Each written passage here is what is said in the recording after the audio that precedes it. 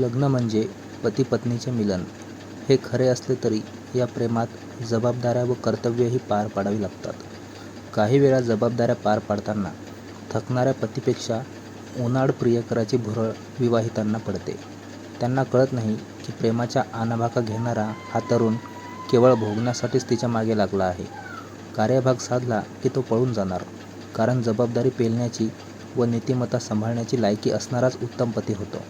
अन्यथा केवळ भोगण्याचे प्रेमाचे जाळे टाकणारे अनेक जण असतात. या जाळ्यात अडकून अनेक महिलांचे संसार उद्ध्वस्त झालेत. जळगाव जिल्ह्यात सुद्धा याचंच एक उदाहरण ठरणारी घटना घडली. पती व 2 मुले असा भरलेला संसार असलेली एक विवाहिता सोशल मीडियामुळे एका तरुणाच्या संपर्कात आली. त्याने तिला लग्नाचे आमिष दाखवले. ती त्याला भुलली व नवऱ्याला सोडून विभक्त राहू लागली. तिचा प्रियकर आता मनसोक्त तिच्याकडून सुख घेऊ लागला. पण ती गर्भवती झाली आणि लग्नाचा तगादा लावू लागली. तेव्हा मात्र त्याने तिला नकार दिला. या नकाराने हतबल झालेल्या विवाहितेने पोलीस ठाण्यात धाव घेतली. या घटनेची सविस्तर माहिती पुढीलप्रमाणे.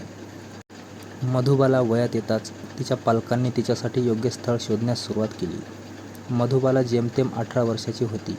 12वी पर्यंत शिक्षण पूर्ण झाल्यानंतर तारुण्यात पदार्पण करताच तिचे लग्न झाले. लग्नानंतर ती रावेर तालुक्यात पतीसोबत राहू लागली. रावेर तालुक्यात हवा तसा रोजगार नसल्यामुळे तिच्या पतीने जळगावला येण्याचे निश्चित केले. ती तिच्या पतीसह जळगाव येथे राहण्यास आली. तिच्या पतीला जळगाव शहरात एका दुकानावर काम मिळाले. सकाळी 9 वाजता तिचा पती जेवणाचा टिफिन सोबत घेऊन जात असे. सकाळी 10 ते रात्री 9 वाजेपर्यंत तिचा पती दुकानावर नोकरी करत होता. घरी येईपर्यंत त्याला रात्रीचे 10 वाजत होते. अशा प्रकारे पूर्ण दिवस त्याचा दुकानावर जात होता. या कालावधीत मधुबाला घरी एकटीच राहत होती. घरी एकटी असलेली मधुबाला मोबाईलवर व्हॉट्सअप, फेसबुक, इंस्टाग्राम असे विविध ॲप हाताळत होती. ती मोबाईल हाताळण्यात जणू काही पारंगत झाली होती. रात्रीच्या वेळी आणि रविवारी सुट्टीच्या दिवशी तिला तिच्या पतीचा पूर्ण सहवास लाभत होता. लग्नानंतर तिला पुत्ररत्नाचा लाभ झाला. त्यानंतर 5 वर्षांनी तिला दुसऱ्या वेळेससुद्धा पुत्ररत्नाचा लाभ झाला. अशा प्रकारे तिचा संसार वेलीवर 2 पुत्र विराजमान झाले. हम दो हमारे दो असा चौकोनी संसार सुरळीत सुरू होता. मात्र का कुणास ठाऊक तिच्या संसाराला कोणते तरी ग्रहण लागले. तिचा पती तिच्यासोबत नेहमी वाद घालत होता आणि ती देखील तिच्या पतीसोबत वाद घालत होती. अशा प्रकारे पती पत्नीचा वाद सुरूच होता. सन 2018चा तो काळ. तिच्या लग्नाला 3 वर्षे झाली होती. तिला मोबाईल हाताळण्याचा नाद लागला होता. फावल्या वेळात ती मोबाईलवर व्यस्त राहत होती. त्यातल्या त्यात तिला फेसबुक हाताळण्याची सवय लागली. तिला नवनवीन फेसबुक फ्रेंड मिळाले. या कालावधीत फेसबुकवर तिची तुषार आहिरे या तरुणासोबत मैत्री झाली. तुषार तिच्यापेक्षा 3 वर्ष वयाने मोठा होता. दोघे एकमेकांसोबत फेसबुकवर चॅटिंग करू लागले. सुरुवातीला हाय हॅलोने सुरुवात झालेली त्यांची मैत्री आणि चॅटिंग नंतर थेट संभाषणात परावर्तित झाली. त्याला ती आवडत असल्यामुळे त्याने त्याच्या एका मित्राकडून तिचा मोबाईल नंबर मिळवला. अंधारात दगड मारल्यागत त्या क्रमांकावर त्याने कॉल केला असता पलीकडून त्याच्या कानावर एक मंजूळ स्वर आला. त्या मंजूळ स्वर असलेल्या तरुण विवाहितेला त्याने नाव विचारले. तिने तिचे नाव मधुबाला सांगितल्यामुळे आपला कॉल हा रॉंग नंबर नसून करेक्ट नंबर असल्याची त्याची खात्री झाली. त्याने आपला परिचय तिला दिला. आपण दोघे फेसबुक फ्रेंड असल्याचे त्याने तिला कथन केले. अशा प्रकारे दोघांची व्हॉइस कॉल मैत्रीही झाली. दोघेजण एकमेकांसोबत बराच वेळ मोबाईलवर गप्पा करू लागले. त्यानंतर दोघे प्रत्यक्षात भेटू लागले. दरम्यानच्या कालावधीत मधुबालाचा पती दुकानावर राबत होता आणि ती इकडे तुषारसोबत चॅटिंग आणि कॉलिंगसह भेट घेण्यात व्यस्त राहत होती. अशा प्रकारे दिवसामागून दिवस जात होते. मधुबालाच्या घरची परिस्थिती आणि वातावरण आता तुषारला परिचित झाले होते. तिचे तिच्या पतीसोबत जमत नसल्याचेही तिला समजले होते. त्यामुळे मधुबाला नेहमी उदास राहत असल्याचे त्याला जाणवले. तिची सर्व प्रकारची उदासी केवळ आपणच दूर करू शकतो याची त्याला खात्री झाली. तिच्या खुशीसाठीच आपला जन्म झाला असल्याचे त्याला वाटू लागले. तिची खुशी आणि उदासी यामधील खुशीचा गॅप अर्थात पोकळी भरण्याचे त्याने जोरदार प्रयत्न केले. तिच्या उदासीचे मतलबी भांडवल करून गैरफायदा घेण्याचा त्याने मनाशी ठाम निश्चय केला. तिच्याशी जवळीक साधण्यासाठी आपल्याला या ठिकाणी भरपूर स्कोप असल्याचे त्याला समजले. त्याने तिच्यासोबत अधिकाधिक जवळीक साधण्याचा प्रचंड प्रयत्न केला. त्यात तो बऱ्याच प्रमाणात यशस्वी देखील झाला.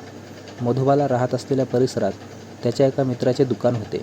त्या दुकानावर तुषारने मुद्दाम येऊन बसण्यास सुरुवात केली. त्या दुकानावर बसून तो तिची टेहाळणी करू लागला. तिचा पती केव्हा एकदा दुकानावर जातो याकडे बारीक लक्ष ठेवू लागला. मधुबालाचा पती जेवणाचा टिफिन घेऊन घराबाहेर पडला म्हणजे त्याला हायसे वाटत होते.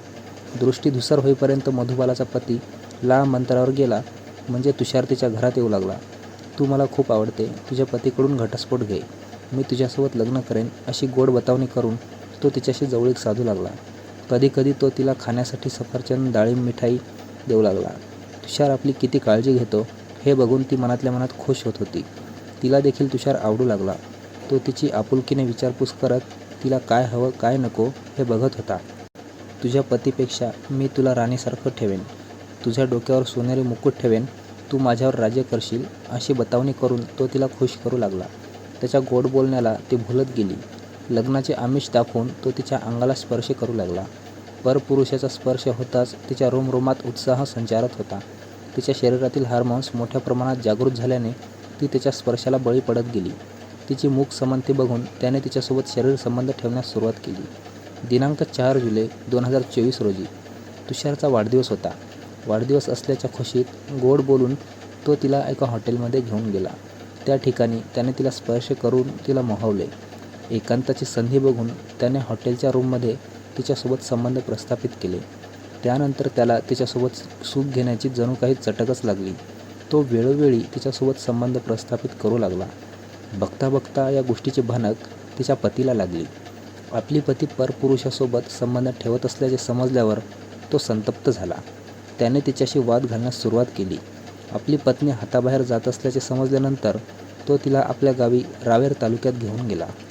दरम्यानच्या कालावधीत तिने तुषारसोबत संपर्क साधून त्याला सांगितले की माझ्या पतीने मला सोडून दिले आहे, आता तू माझ्याशी लग्न करण्याची वेळ आली आहे, तू माझ्याशी लग्न कर, नाहीतर संबंध ठेवू नकोस. तिने अशा प्रकारे त्याला हकीकत कथन केल्यानंतर तो तिला म्हणाला की तू तुझ्या पतीपासून घटस्फोट घे, मी तुझ्याशीच लग्न करणार आहे. अशा प्रकारच्या भूलथापा देत त्याने तिच्यासोबत संबंध ठेवण्याचा कार्यक्रम सुरूच ठेवला.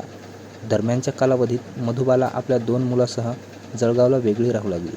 ती जळगाव शहरात एकटी राहत असल्याचे समजल्यानंतर तिला भेटण्यासाठी तुषारला रान मोकळे झाले. मनुष्य एखादे काम विसरू शकतो, मात्र निसर्ग आपले काम विसरत नाही.